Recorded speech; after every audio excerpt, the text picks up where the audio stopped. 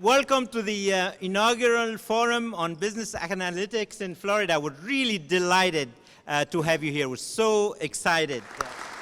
Thank you so much for being here, and we'll get to the panel right now. And I'll briefly introduce all four of them, and then subsequently I'll introduce them again in a little more detail. But we have four brilliant people from our area: Tracy Bell from Bank of America, Joe Kuo from Fintech, Jim Stikeleather, who is a USF trustee and has had many hats in his career for many organizations, and Brian Fuhrer from Nielsen.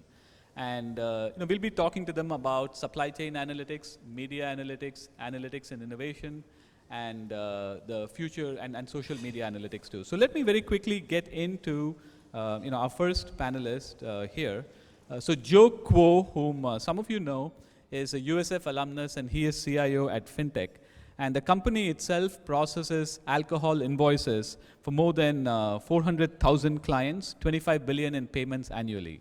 And so this is a very interesting company that went from a payment processing firm in the alcohol industry, delivering alcohol to consumers, to becoming an analytics company. And Joe essentially, along with the CEO Scott Riley, led that transformation of an invoice processing supply chain company into a very powerful analytics company today in a very niche market. So please join me in welcoming Joe. And the thing that I want Joe to talk to us about is for him to take us through this transition from going from invoice processing to analytics, and share with us some examples of what Fintech is doing in that industry today. So Joe.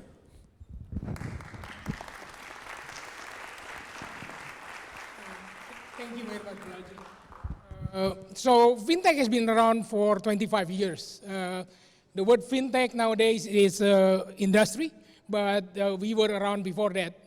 Maybe before that, people think that we were training dolphin, but we never trained dolphin. We are in public service to make sure that you have your preferred alcohol when you go to the location that you want to buy. So thank you very much for your contribution to our cause. So let's go through this one first then. Fintech is, as Balaji mentioned, that Fintech is the leader in processing regulated invoices. We were U.S. Chamber of Commerce for the whole nation. We serve all 50 states, more than 1 million lines of transaction every day, about $30 to $36 billion a year of alcohol transactions. That's a lot of alcohol, obviously. We provide to offer more than 500,000 nationwide relationships. So let's try it again.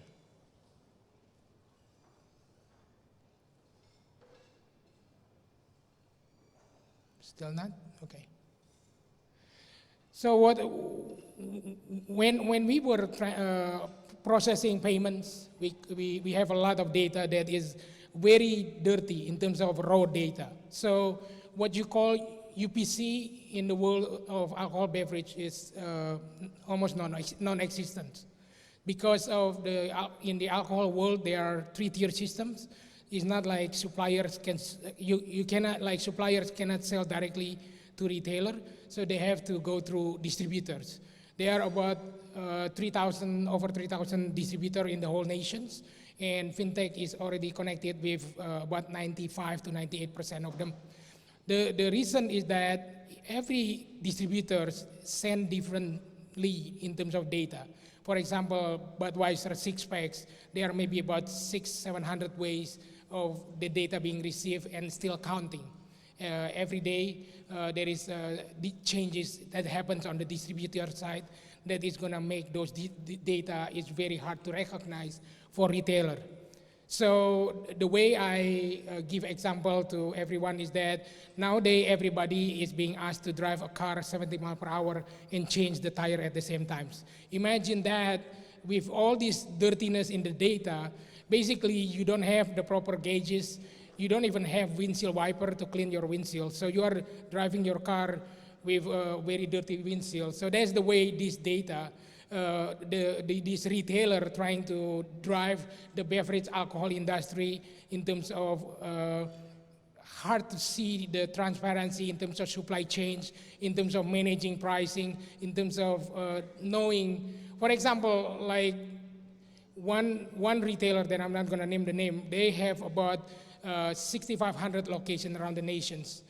Prior to Fintech, they were able to only roll out to maybe about 10 to 15% of their location to sell alcohol beverage, because it's not scalable in terms of the manpower, in terms of how to do reconciliation, how to manage inventory and everything else, because the data is just that dirty. Every state has their own distributor, even to the county level. So you multiply that by 50, you multiply that by hundreds of thousands of products. It's impossible to do that. With Fintech, we basically partners in the project so that now they can roll out to those 6,500 locations. So Fintech provides in terms of alcohol pricing, in terms of whether price discrepancy exists, or purchase habit, and in terms of top products. Some of these may seem so trivial to you, but imagine that when you are managing all these locations with the number of SKUs that they have to manage, it's quite a challenge to do that. Let me just play this video because it's, even though without sound, but it really tells you the extent of Fintech business nowadays. So at the beginning, basically, right, delivery in terms of made to stores, to retailers, locations, is only cash checks or money orders. So to retailers, it's very, very hard in terms of trying to keep up with this, because like if the manager is away, then the delivery person need to wait and everything else. So we started with EFT payment over 2 decades of it, right? So it saved the distributor in terms of the cost of running those cold trucks, especially for beers. You have to running those cold trucks are hundreds of thousands of dollars. For distributor that enroll in Fintech, they can save those money, and they don't have to wait 45 minutes for manager to issue money order or anything like that. So that's what it's saying, is that with all the data, the historical data that Fintech has been processing, we have been able to analyze, to do analytics on those data. All those impurities from the data, we can filter them out and remove them so that it become data that become real information. And just like mentioned earlier, it become the right information and become it become an actionable knowledge. And not only that, in terms of timeliness of the data, right? So we have one big retail chain that told us before Fintech, it would take them about 4 days of man hours to get the data. While right now with Fintech, they can get it in 30 seconds. So right now we are becoming a comprehensive platform. It's not just payment. It's data, analytics, and also we are basically partners to our clients in terms of compliance. Because for those of you who do not know how the alcohol regulation work, is that if you say you have 60 locations in Florida, if one location didn't pay according to regulation, then all 60 locations in Florida may not be able to sell alcohol until it gets straightened out, or worse, you could lose all licenses.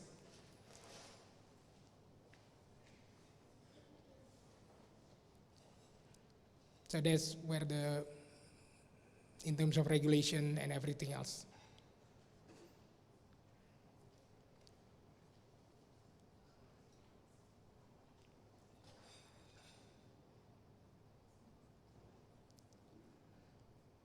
This video is also on YouTube if you just Google Fintech Tampa, because there is another Fintech company in South Africa, I believe, but it's not related to us. So, but with the sound, it's kind of cool in terms of, because in less than 3 minutes, it basically tells you the whole span of our business in terms of payment to all the way to data and analytics. And in terms of what Balaji mentioned in terms of the impact of data and analytics, like I mentioned earlier about those giant retailer that couldn't roll out without our capability to clean the data and everything else. But in terms of fintech itself, in terms of the growth of business, those companies that were not really interested in payment, just payment, now become really interested in us because we are more than just payment. We provide them analytic and data, allow them in terms of optimization of business operation and everything else. So I want to mention in terms of how invaluable USF has been to us. Fintech has been USF practice center since 2009, specifically for ISDS department. The USF has been really a partner to us, right? So for businesses around this community around here, projects that we did were projects that we would not have been able to do with internal resources. But USF has been there, and it's very, very flexible in terms of accommodating our needs. We have been working with Professor Clinton, Balaji, Warner, and Professor Byrne, and I really highly recommend it in terms of like use USF as a resource here because it can and it will definitely help you. Thank you. Yeah, great. Thank you so much, Joe. So, can we take any question for Joe on alcohol analytics, supply chain analytics for him?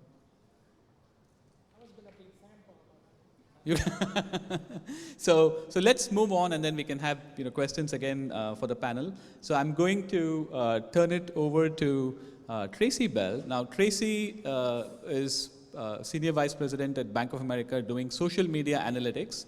And Tracy has been doing it since 2007 or 2006, from the very, very early days in social media when very few companies were doing it. And if you look at the companies now ranked on social media analytics, Bank of America is actually very high in that group. And they have also worked with us over many years. And the thing that we learned from Tracy, which I keep telling all our students is, when they do these social media analytics projects for the bank, it's very business problem focused. It's not open-ended fishing. And that has led them to do amazing amount of creative things. But the methodology that they use is so good. And she keeps telling people that it takes as much time to find nothing as it takes to find something, right? And so from a being patient point of view, I think that's a big lesson for the big stakeholders and companies. So thank you so much, Tracy. And I'd like Tracy to basically tell us about her journey and what are the kinds of use cases in social media analytics that she has worked with Bank of America. So thank you, Tracy. And, as Balaji mentioned, we started this journey in 2007. It was, I had other responsibilities at the time, but I felt that it was something that we should explore, that I was interested in. And I love working in uncharted territory. I'm not one of these people that likes to color outside the lines. I don't want any lines at all. I want to start with something that hasn't, doesn't have a trail to follow. The biggest challenge back in 2007 is this data is very different than most of us had worked with in the past. So when you think about typically when you're doing analytics and you're working with numbers, I mean, the nice thing is a 3 is always a 3, it doesn't matter who wrote it down, it doesn't matter where it was written down, a 3 is a 3. But in the world of social data, we're dealing with human expressions, with thoughts, with emotions, and virtually every word that's said has multiple meanings. Another layer in social is that it's not just the words. Punctuation changes the meaning. Capitalization or not changes the meaning, who you said it to, what was happening in the world when it was going on. So you can imagine, starting with what appears to be just a glob of text and the metadata that has to be wrapped around it to bring meaning to it. And there weren't any standards for this at that time. There was no one with experience to hire. Other companies were doing this, but they were where we were. We were all muddling our way through. But there wasn't a lot of talent on the market looking for a job in this space. But that turned out to be just a huge blessing for the entire project, because I ended up with this collection of extremely diverse thinkers that were open-minded, enthusiastic, and just driven and focused on bringing structure to what is a very unstructured and messy world. Public data, there was hardly any of it, and we're just talking about obviously public data here, tweets and so forth, comments on websites, you know, ratings of products and so forth, any place that a consumer can post content. There was very little out there. Twitter was producing 20,000 tweets a day. Now, in comparison today, it's 500 million a day. So, and of those 20,000, they were not talking about brands. They were talking about pop culture. You know, brands didn't have much of a presence there. So, you know, instead of having big data to work with, we had the data petri dish, which was fine for where we were. The tools that we had at the time were immature. They weren't built for scale, but, you know, they did what we needed at the time. But the good news is, because interest was increasing, social platforms began advancing very rapidly. And just, you know, fortunately, instead of getting tied to a tool, we knew the tools were not where we needed to be. Our demands were far beyond that. So we really focused on our business processes that could plug into any tool. That, again, turned out to be of tremendous value to us, because the processes themselves are still intact today with a lot of evolution there. But it starts with a business process, and we don't care where the data comes from. We can switch at any time. No standards, there were no standards at the time. So when you think about, in our discussions earlier this morning, a lot of people talked about selecting the right metric. Well, we didn't have any metrics back then. We had to define what is a meaningful metric about human emotion or statements or feelings or opinions. And we were evolving, well, how do you measure sentiment? How do you measure impact? How did that move the dial? What do you call, you know, how do we measure visibility? Is it actual views? Is it potential views? So the industry, all of us that were in this space at the time, we were struggling with what we call these things, how we define these things. We were learning as we went, comparing notes with everybody who would talk to us about it. And lastly, businesses themselves didn't understand the data. It was messy, didn't yet trust it, because there was no business application. There was no business value. This was a big experiment at the time. So I did spend a lot of the first several years educating people about what it is, what we can do with it, and so forth.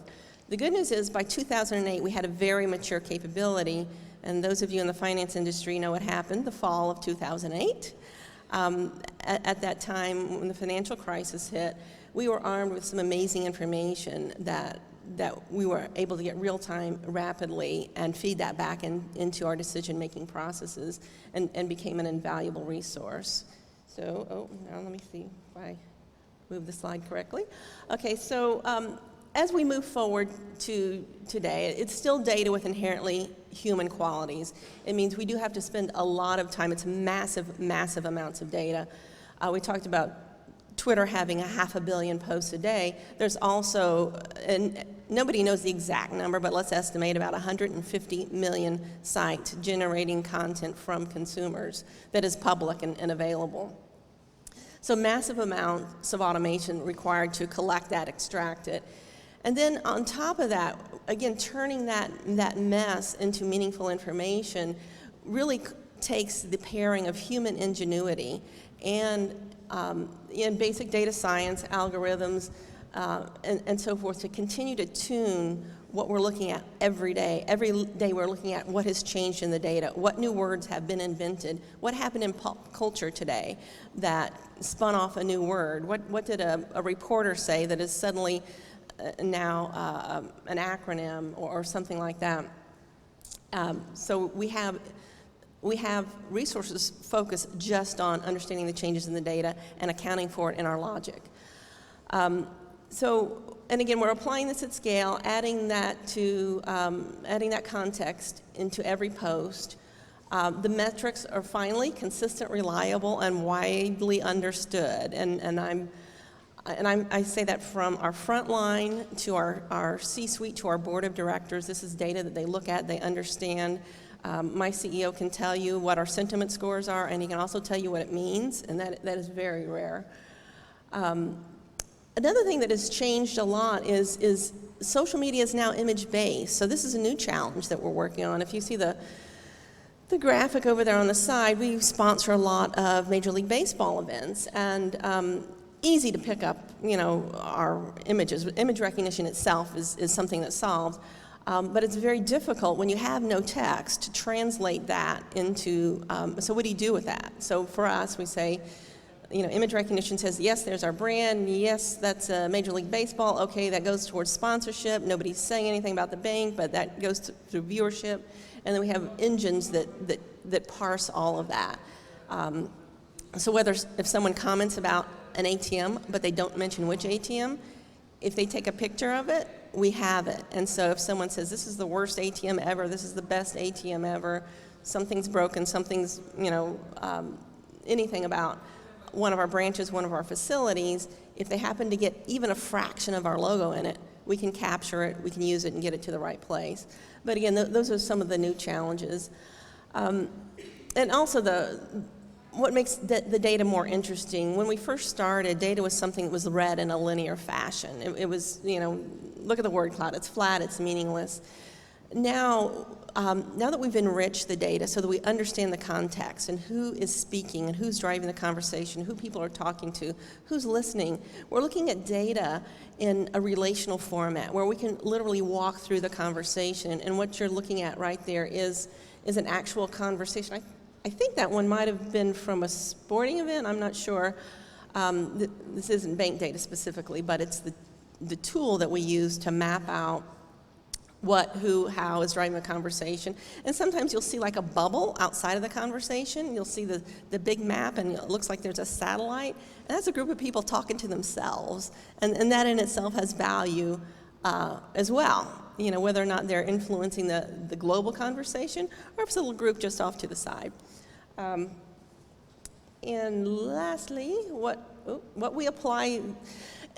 And what we apply this to is virtually anything that you can imagine. This is an input to our decision-making processes across the business. It's still one of many inputs. Social data alone doesn't make or break any decision. It's an important piece of the overall puzzle, but it's one that is genuine. It's coming from consumers in totally unedited form, unprompted, and it happens real time, and so much information can come in so quickly, it does become an invaluable source, whether we're analyzing a marketing campaign, our product developers. I mean, the best thing you can do is, so you're in mobile banking, is look for people using the words "I wish" in front of something related to mobile banking. And that goes straight to product development. And we don't care if they're talking about our brand, we don't care if they're talking about any brand. If it's a product we're working on, it's a way that we can see immediately what are some unmet needs. We look at the entire industry, our competitors, we trend over time. We have kept all of the data from day one.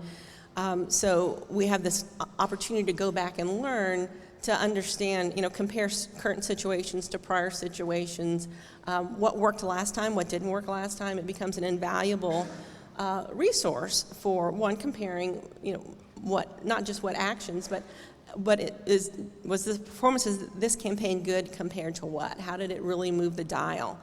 And these are things we literally around the company watch real time. We have what we call Visia screens, where if sentiment changes from a headline, the entire company can see it, see the needle move at one time.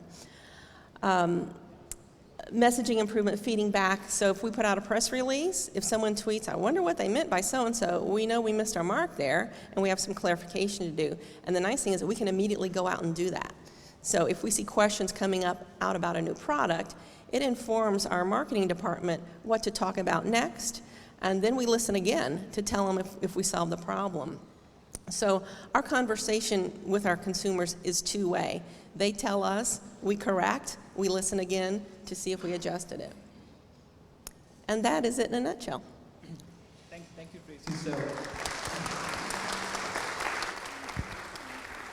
any questions for Tracy on social media from the group here? But I had one very brief observation, and then a couple of years back there was research in academia that showed in social media that if something stays on social media for 8 hours, it becomes true. And so when we spoke to Tracy about it, and that time interval is shrinking rapidly. And so when companies are faced with very noisy, messy social media, the speed of response now is becoming so critical. And I think there, Tracy, have you seen specific applications now? I know Bank of America has a lot of people who directly respond here, but have you seen customers now expecting that kind of response now? Yes, they do. I mean, we're in a real-time world in terms of listening, but obviously when it comes to responding directly to customers, the issue is also staffing for that in a way that meets their expectations. So that is a continual challenge of finding the balance between the resources and the cost to have, enough staff on hand. We do have service windows in which we commit to respond by, but the customer would like that to be shrunk. They literally want somebody watching their individual Twitter stream 24/7.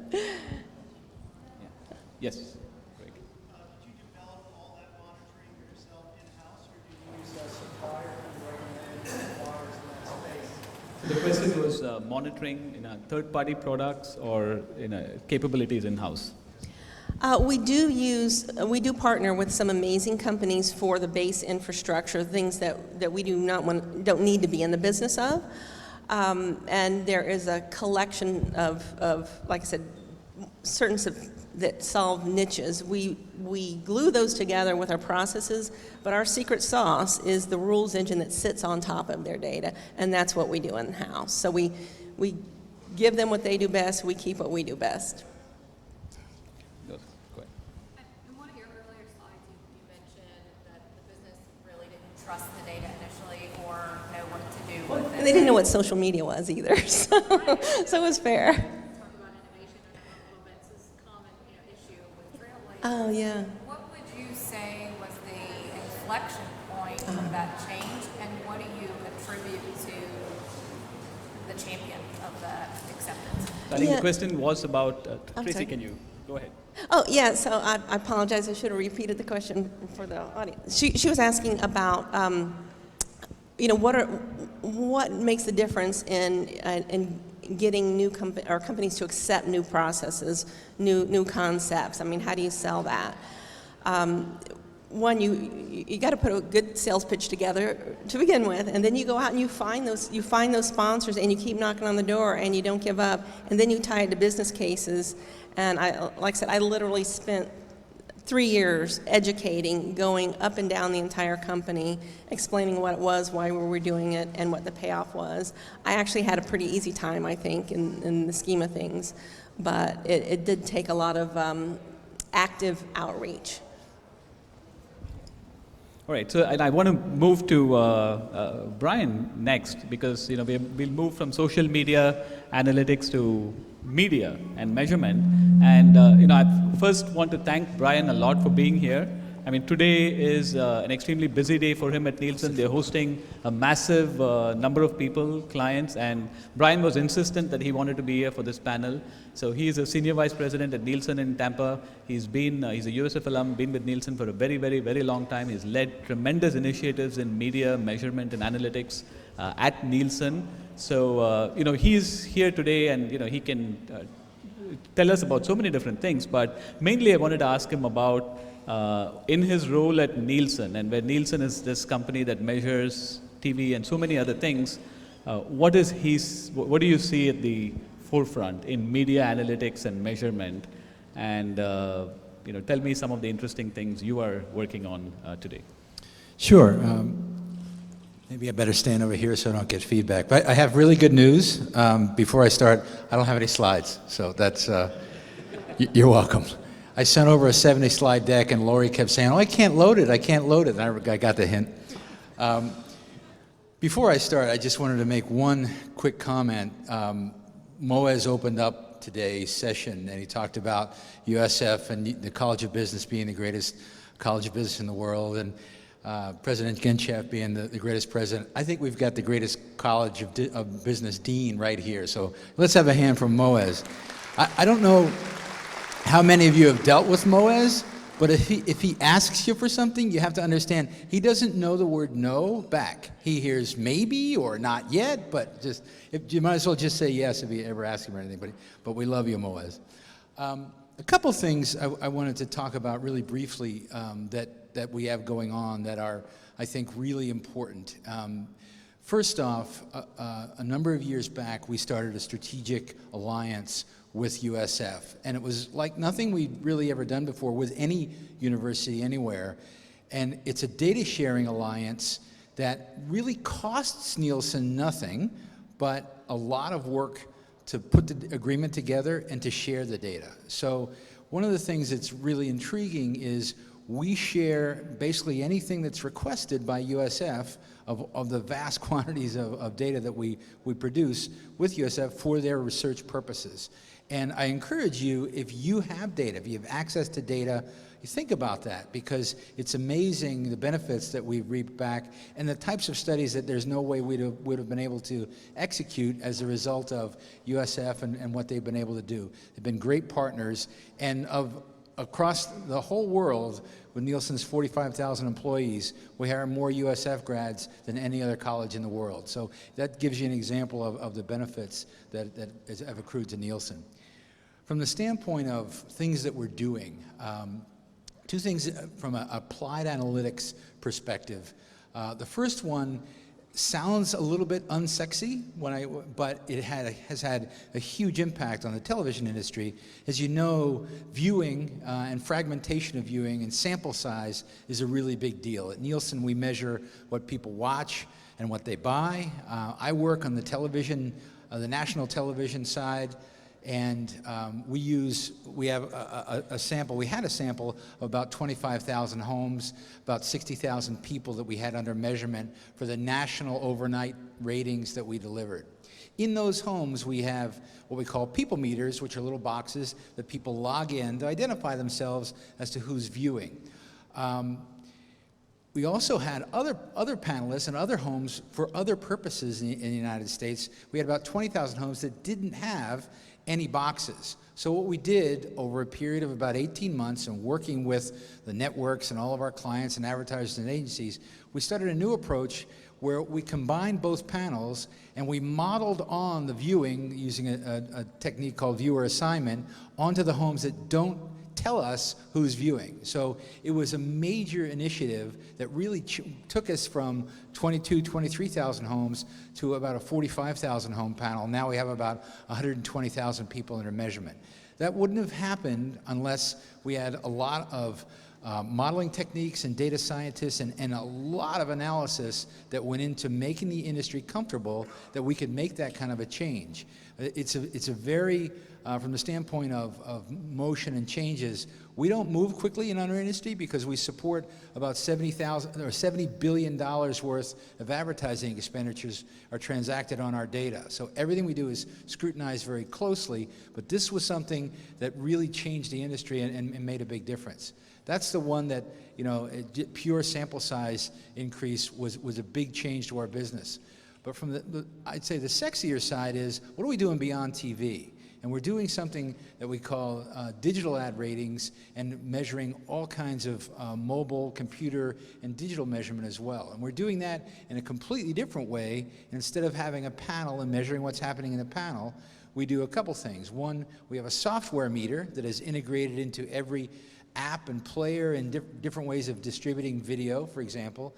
And we measure every single, on a census basis, every single exposure to content in that way. But the interesting thing is, we bring that back and then we partner with a little company in California called Facebook, maybe you've heard of them, and we get all of our demographics. We match what happens on the different devices with the Facebook ID. Facebook has age and gender. So that's a big data approach that we use a lot of big data in a lot of the things that we do, but we also use a lot of little data. And when we talk about our panel, we really think that the panel is probably the most well-curated media research panel that exists based on the amount of advertising expenditure that transacts on it. But what we do with our panel is we get all the data back from Facebook and then we calibrate it. We adjust it based on the truth set. So as you work through analytics and you apply things that you're learning, what you'll find is big data and little data, I think, are going to become more and more important over time as more and more people use this. It's not just big data, it's big data that's calibrated to a truth set, so you have a higher degree of confidence with the inputs. So, for example, on Facebook, older people say they're younger. I'm 26.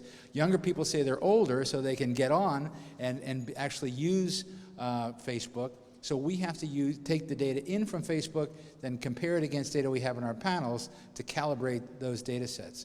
So those are just different things that we're doing, from the standpoint of analytics. A lot of work happening from the panel side to understand what's happening with Netflix and other things, that the new ways that people are consuming video, but just a couple of examples. Last thing I just want to close with is saying I've had the opportunity to work with Balaji and the whole analytics group for some time now, and it's just so exciting to see this group in an inaugural session and how this whole thing is really coming together and blooming. And I just want to say thank you to Balaji for all of your work.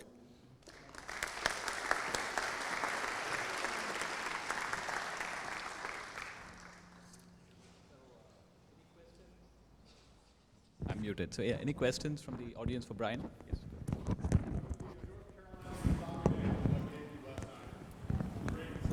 You know, I should know that, but I don't know off the top of my head. But I know that it was, from what I understand, at least as good as last year. That was the prediction. So.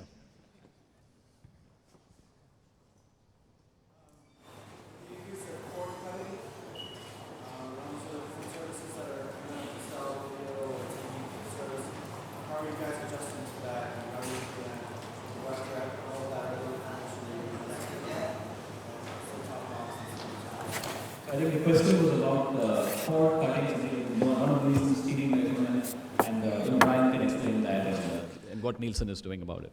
Yeah, the question was, what's happening with cord cutting? What's happening with people getting content in different ways than traditional?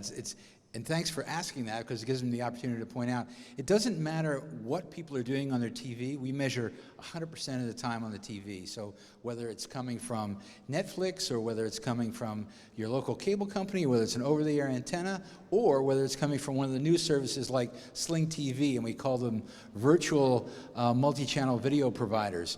We're working closely with those because we have to cover everything. We have to be able to measure everything so our clients can make the decisions that they need to do. So exciting time to be in this business, exciting time based on all the changes that are happening to be able to measure it. So. Thank you. And I think, just one question for you, Brian, on the kinds of things you measure, beyond people are aware of TV, for instance. Can you share a few non-obvious ones that people don't know Nielsen is measuring? Things that you can talk about. Yeah, so from a standpoint of, I started off with we measure what people watch and what they buy. We also measure all retail sales. We partner with all the big measure. We do this globally, and we do it everything from Walmart, what happens at Walmart, all the way down to small villages that are kind of cash transactions in Africa. So there's a lot of different types of measurement, and we have to keep pushing the envelope, whether it's social, whether it's the internet, and every market is different, and that's why we have to kind of tailor it exactly to what's happening in the market and what they can support, because the concept of big data doesn't hold in places where it might be a bazaar or a village where things are transacted. So we measure that, as well as out-of-home measurement, and we equip people with little devices if they're in bars, and in Balaji's example, in health clubs, and what they're exposed to. So there's a lot of different ways that we measure, but to make sure that we track what media is being exposed. Thank you, Brian. So let's thank Brian one more time, and I will move to our final panelist, of the day, and Jim Stikeleather, and he is right now he is a USF trustee, and also very interestingly a student in our DBA program, Doctor of Business Administration. He writes his own certificate, right? So we have to sign. Now, the really interesting part about Jim is throughout his career, he's been an innovation guy, creativity, innovation, And he has done a lot, he's brought together analytics and creativity and innovation, the kinds of things that we really look for in our center and the kinds of things that are just so rare. His most recent job before he came here was Chief Innovation Officer at Dell. And he lived for many years here, and he kept flying out there and back here. So he is going to talk to us about analytics and innovation. And very interestingly, it kind of comes full circle because Ronnie Kohavi started the day with how analytics drives innovation, right, through experimentation. And it's very neat that we're going to finish the structured version of today back to the link between analytics and innovation. So Jim, it's a pleasure to have you here. Please join me in welcoming. Thank you. I should start by saying that one of the reasons Balaji asked me to come here is I'm going to be the curmudgeon today.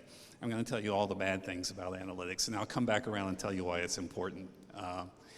And the reason that I have that perspective is as he said, I have been doing and been involved in innovation since the late, so I've got a lot of experience. And one of the things I can tell you when you start thinking about innovation is innovation that we did back in the 70s. Oh, I gave it away.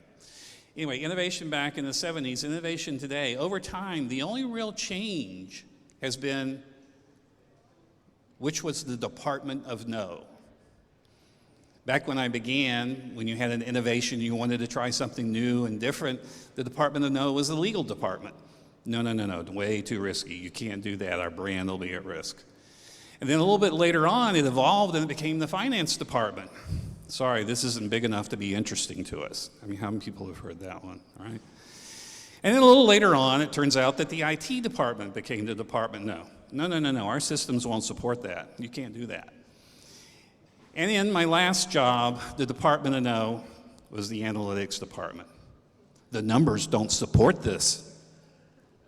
So what I'm going to share with you is how I got around that and how analytics actually can help to innovation. How many people know the story about for one of a nail, the shoe was lost, for one of a shoe, the horse was lost, for one of the horse, the knight was lost, for one of the knight, the war was lost, for one of the war, the kingdom was lost. Well, the same thing holds true with analytics. If you don't have the data, you can't do the analysis, and if you don't do the analysis, you can't create a story. And that's what I'm going to focus on, because the key to tying analytics to innovation is the ability to write and tell stories.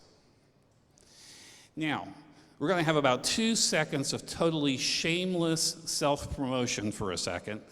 And about late last year, HBR brought together about 12 of us to put together a book to facilitate the communication between decision makers and people who were doing analysis. And it was basically to be a gentle introduction to decision makers on what the analysts were trying to tell them. Now, interestingly, some of the feedback we've already gotten from it is the fact that it's actually very useful for the analysts to be able to phrase their communications appropriately for managers to understand them. And I only put up there because the only reason that you are doing analysis is understand the numbers, make better decisions, and very importantly, present and persuade. And this is where a lot of analytics groups fail miserably, is to present and persuade. So let's talk a little bit about the forms of analytics and what they're useful for. There's obviously descriptive analytics. How many people know who Florence Nightingale is? Everybody knows she's famous for saving lives in the Civil War, right? Actually, what she's famous for is she invented that pie chart in the upper right. Very few people recognize that she was actually the person who invented representing information that way, which, by the way, basically proved that people were dying in the hospitals, not on the battlefield. If you just left them on the battlefield, they survived at a higher rate. And we won't talk about where medicine has progressed since then. The other thing is exploratory analytics, being able to look at the data, get an understanding and a feel for the data, which is one of the key things if you're going to write a story. We'll talk a little bit more about that later. And then there's predictive analytics, and then there's the mother of all predictive analytics, technical analysis. And they are still debating whether technical analysis works or not. And lastly, there is simulation, which is the area that I'm particularly interested in, as we are starting to deal with analysis of more and more complex systems. And in fact, if you're doing analytics, you are doing systems engineering of a sort. You're understanding a system. You're trying to get a feel for it. You're trying to model it. And what's really become interesting is that systems have become more complex. We've had to move into this area of simulation or agent-based modeling. And that becomes critically important a little bit later on when I start talking about the fallacies of analytics. The other thing you have to know about analytics is who are you presenting to and why are you doing it, and who are you giving the information to. Several people have talked about pick the right analytics and do the right processes. And really, when you start looking at analytics, at least in the business situation, what you're thinking about is, I'm doing analytics to confirm something. I have a belief about the way my business operates. I'm going to collect the data. I'm going to pull up a dashboard, and I'm going to confirm that the business is operating appropriately. Or education. I'm going to teach people about what's going on. I want to give them a feel for the system that we're talking about. Exploration, which is discovery. Execution is, you see a lot in the area of prescriptive analytics. If the data is telling you this, have the system or the machines or your cells or reduce the price. The airlines have gotten really good at this in the area of load balancing. They change the prices based upon the dynamics of what's going on in the cells. And lastly, innovation.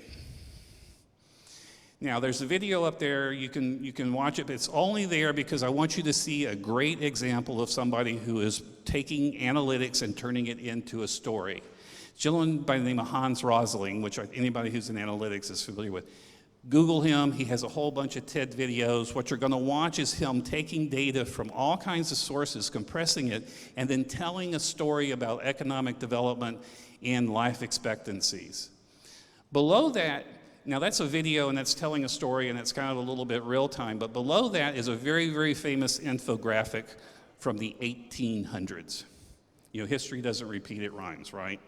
So what you see there is Menard's representation of Napoleon's march to Moscow and its return. How many people have seen that?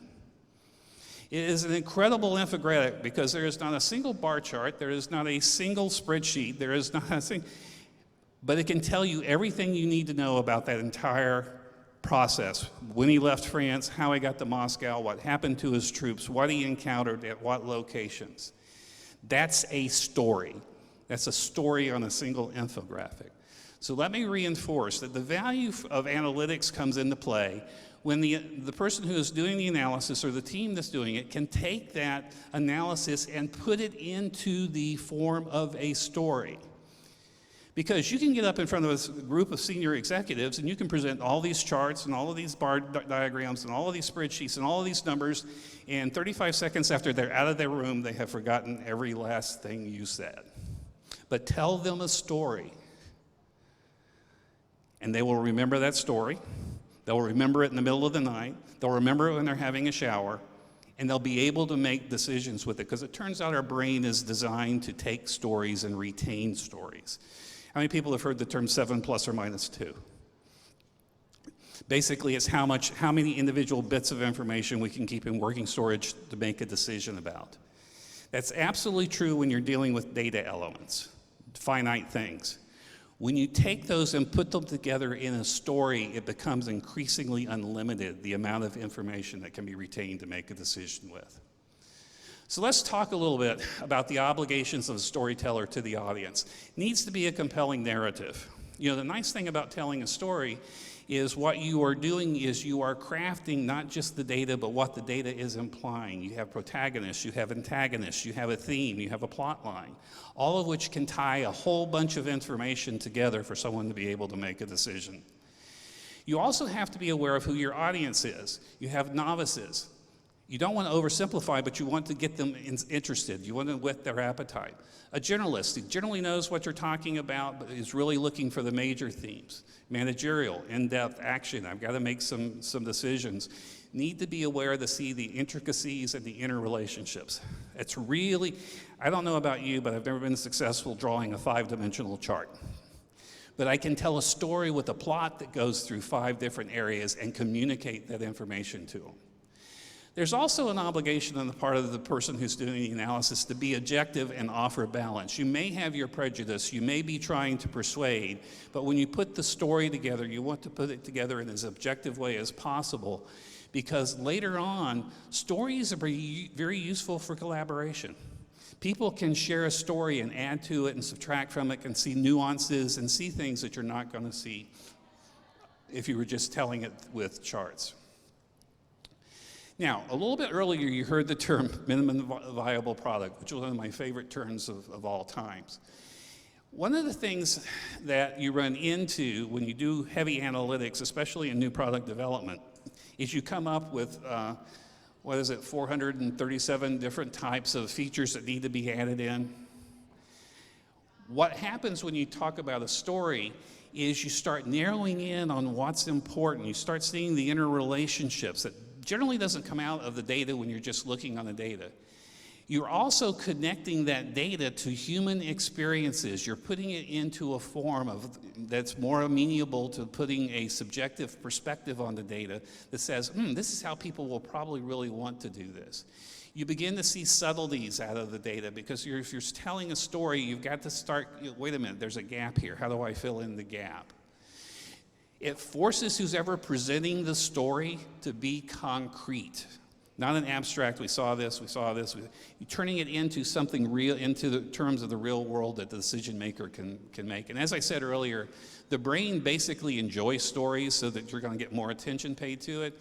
It's also, our brain is wired to be convinced by stories, which is how we get in trouble a lot in politics, because we tend to narrow things down to very short soundbite stories. But the fact is, your brain's designed to do that.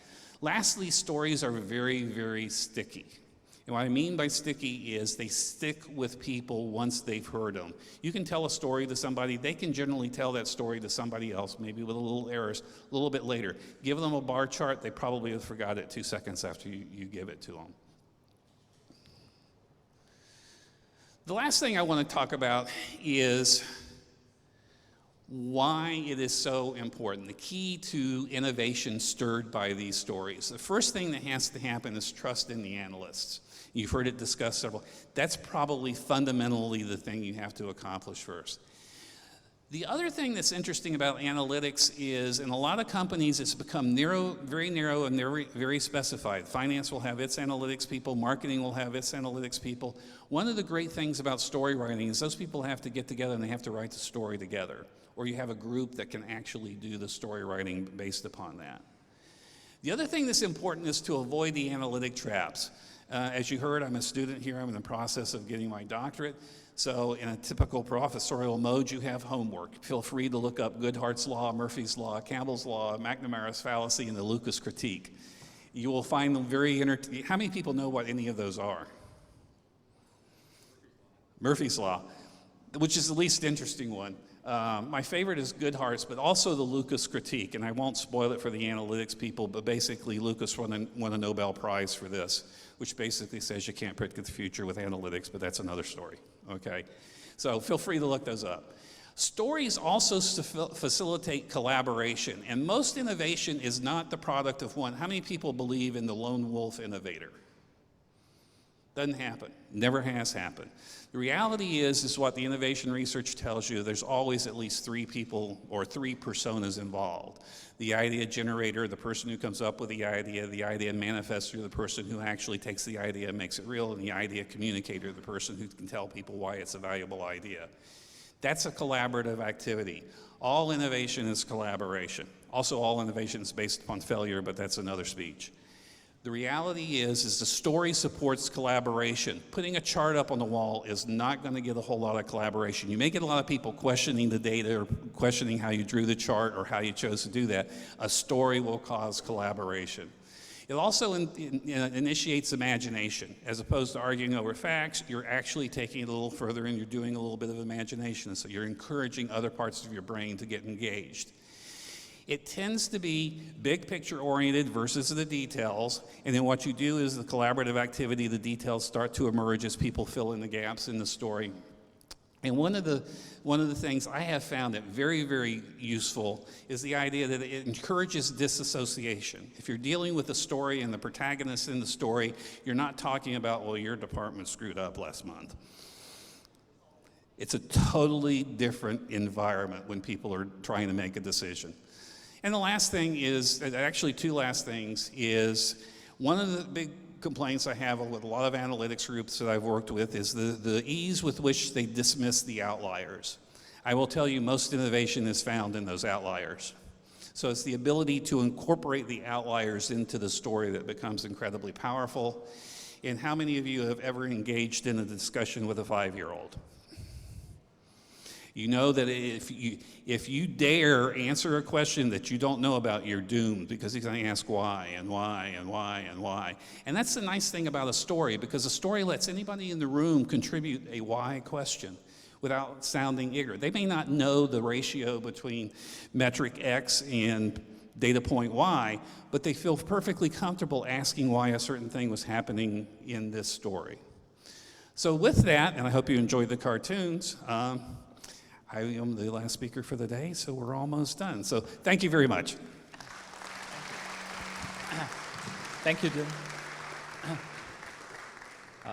Questions from this group? Who is?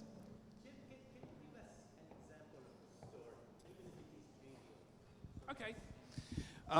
This is, yeah, I can tell this one because it's in the public domain now. One of the projects we had at Dell had to do with, we would take we did a lot of analysis of future trends and signals coming from the marketplace, and we had to then in turn craft those into a story. So I'll tell you two stories. One is what we call the frictionless economy story. The frictionless economy story talks about two good old boys, Floridians obviously, get in their boat and they row out to the middle of the lake and they're doing some fishing, they're casting, they're reeling, they're casting, they're reeling. And suddenly they realize that just with a minor modification of this reel, they can catch a whole lot more fish. Or being good old boys from Florida, drink more beer and catch the same amount of fish, but you get the general idea. So they row their boat back, they get on their PC, they immediately get onto a CAD cam, and I don't know if people are familiar with the makers movement, but the makers movement is where, if you're familiar with open source, makers movement is the real world version of open source. People get together, they build new things. So they get on, they find a CAD cam version of a reel. They make their modification, they share it with their friends, they get some suggestions, they go out, they open up, they post it up, and they open up a Kickstarter campaign. They print it out on a 3D printer. I haven't told the story in a while. I've been ages since I left out. Print it out on a 3D printer, show it to their friends. They get feedback. They make modifications. They open a Kickstarter campaign. They raise a couple of $100,000, send it for an offshore job shop manufacturer, open up an Amazon storefront, and the next time, 30 days later, they go fishing in their 67-foot yacht. That's a story. There were all kinds of analytics that were underneath every step of that story, which then people came back and wanted to know the numbers, but any executive at Dell can tell you that story now and remember it. And that's an example of telling a story with analytics underneath it. I won't tell you the serendipity economy one because it embarrasses me. Jim, I had a question for you on that, right? So the thing about stories and data is that a lot of the stories can turn out to be false, right? And it's very easy to do that. Now, Ronnie, before he left, took us through the testing process and experimentation, right? So how do you see those two coming down? I mean, are there dangers of telling stories that turn out to be untrue because it hasn't gone through the validation? Right. And how do you see that? Yeah, absolutely a great question. What we found was you go from the data, the analysis, the analytics, you create the story, you engage people in the story that will then, which actually results in new questions to go back and do more analytic research on. And so as you're getting into what I would call a virtuous circle of that, then what starts appearing is, okay, the data is not right or we didn't do it correctly. You get testing because you'll have somebody who'll say, okay, well, the person could have done this or could have done that. Then you can go back and test against the data. So you have to think of it not as a deliverable, but so much as a collaborative process where you're writing a story, and then, you know, kind of the decision makers or the editors that are going back to the story writers and say, okay, you need to clean this up, and that your plot line's not clear here, which is really the analyst going back and doing another cycle through the data.